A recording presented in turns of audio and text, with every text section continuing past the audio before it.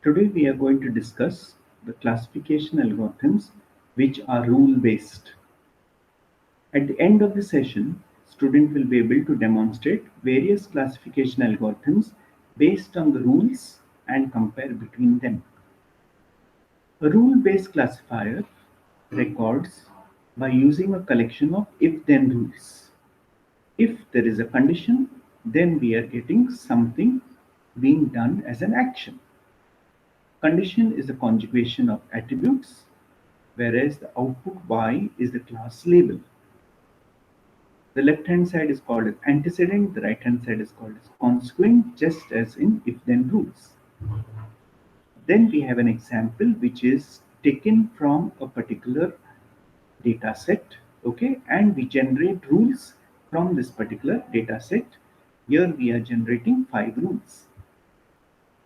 The application of a rule-based classifier is that a rule covers an instance X if the attributes of the instance satisfy the condition of the rule. So based on a particular rule, we can take entries from a data set to form that particular rule. Rule can cover, and the more the rule covers of the data set, more accurate it is. The coverage of the rule is a fraction of the record that satisfies the antecedent of the rule, and accuracy of the rule is a fraction of a record that satisfies both antecedent and consequent of the particular rule. Now let us pause and think for a while how rules are going to help us to do a classification.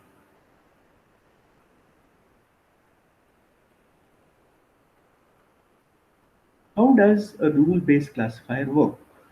We are generating rules from a particular data set, and this rules will tell us to which particular class a particular uh, uh, data item is belonging to.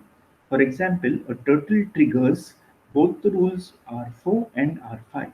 Okay, so depending upon that, we can say whether a turtle can fly or not. So such sort of decisions can be represented with the help of a rule. Now, what are the characteristics of a rule-based classifier? It produces mutually exclusive rules. Classifier contains these rules which are independent of each other, where every record is covered by at the most one rule. It has exhaustive rules, and the classifiers are exhaustively covering the combination of the attribute values, and each record is covered by at least one rule. From the decision trees, we could also generate rules that we have understood when studying classifiers that are supported by decision trees. We can simplify these particular rules based on the data that we are having. Okay, you could have an initial rule, and reducing some attributes, you could simplify that particular rule. Now, the effect of the rule simplifications are rules are no longer mutually exclusive. Their record may be triggered by more than one rule. So, what is the solution? Use an ordering for this particular rule in the form of an ordered rule set. An unordered rule set will use some sort of voting schemes, and rules are no longer exhaustive. A record may not trigger any rules, but the solution to this is use a default class. So by using an ordered rule set, we will now order our particular rules according to how we are going to use them. Rules have a rank order according to their priority, and when a test record is presented to the classifier, it is assigned to the class label of the highest ranked rule it is triggered to. If none of the rules are fired, it is assigned to a default class. Rule ordering schemes involve that the individual rules are ranked based on their quality. And class-based ordering is done when rules that belong to the same class appear together. So you have a rule-based ordering and you have a class-based ordering which has to be encountered. Now, building the classification rules are done with the help of direct methods and indirect methods. Direct method gives exact rules directly from the data, where we may use tools like Ripper, CN2, voltage, 1 hour, and so on.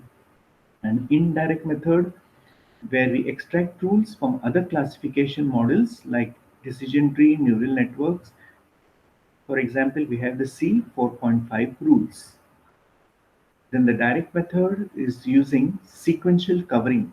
We start from an empty rule and we try to grow up that particular rule using the learn one rule function, and we remove the training records covered by the particular rule, and we repeat the above two steps over and over again till the stopping criteria is met.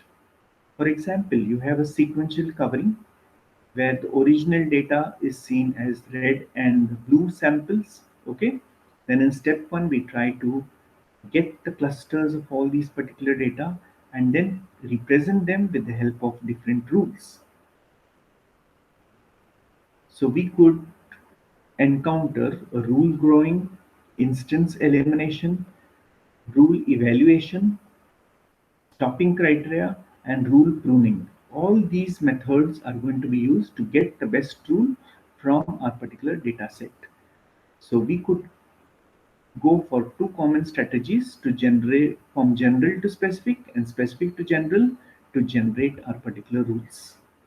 CN2 algorithm or the Ripper algorithm could be used to generate rules which are of standard nature. Here we have an instance elimination where the instances which do not contribute too much may be eliminated.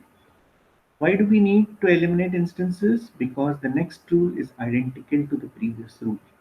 Why do we remove positive instances? To ensure the next rule is different.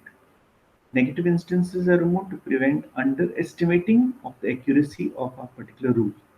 For the evaluation, we have matrices like accuracy, the Laplace, and the M estimate, which depend upon the number of instances covered by the rule, number of classes, and prior probability. The stopping criteria for the rule uh, is where we generate our particular rule which is of a good quality. We compute the gain. If the gain is not significant, we discard this new rule. Rule pruning is done, which is similar to post pruning in the decision trees. It reduces the error pruning. So, for the direct methods, we grow a single rule, remove instances from the rule, prune the rule, and add the rule to the current rule set. And we repeat this till we get the best rules. Ripper uses a direct method for two-class problem or multi-class problems, where we learn rules for positive classes. Negative classes will be now the default classes here. For multi-class problem, we order the rule classes, we learn the rule sets for the smallest class first, and we repeat the next smallest class as positive class. In Ripper, we'll go for growing of a particular rule, measuring whether pruning is required or not. We do that particular pruning and we build the best rule set and then generate the best rules. We optimize this particular rule set and repeat the rule generation and rule optimization for remaining positive samples. In indirect method, we go to produce it through maybe a decision tree or any other method which already produces these particular rules. So we extract rules from pruned decision tree like the C 4.5 rules, and these particular rules are tested for being the best or pruned, or we repeat the particular procedure of generating the best rules till all rules are generated. Instead of ordering the rules, we order subsets of the rules, which is now called as class ordering. An example data set is taken. We build up a tree using C 4.5, and we also see what results are got by C 4.5 and by Ripper. So we get different rules for C 4.5 and other rules for Ripper. The advantage of rule-based classifiers as highly expressive as decision trees, easy to interpret, easy to generate, can classify new instances rapidly and perform comparable to decision trees. For my references, I have used